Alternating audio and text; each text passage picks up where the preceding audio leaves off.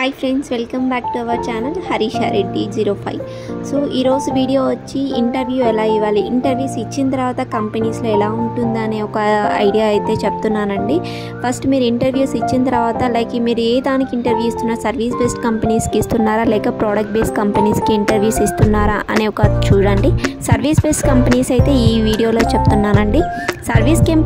Service based companies అయితే నార్మల్గా ఇప్పుడు జావా మీద ఇంటర్వ్యూ తీసుకున్న తర్వాత అక్కడ జావా క్వశ్చన్స్ అన్నీ అడుగుతారండి. జావా రూట్స్ కాన్సెప్ట్ ఏంటి, జావా 1.8 న్యూ ఫీచర్స్ అంటే ఏంటి, కలెక్షన్స్ అంటే ఏంటి, ఇలా క్వశ్చన్స్ అన్నీ అడిగిన తర్వాత మనం వన్స్ సెలెక్ట్ అయిపోతామండి. మళ్ళీ మనం అక్కడ కంపెనీకి వెళ్ళిన తర్వాత మళ్ళీ ప్రాజెక్ట్ కోసం మళ్ళీ మనము ఇంటర్వ్యూస్ ఇవ్వాలండి. అక్కడ వెళ్ళిన తర్వాత బెంచ్లో ఉంటాము.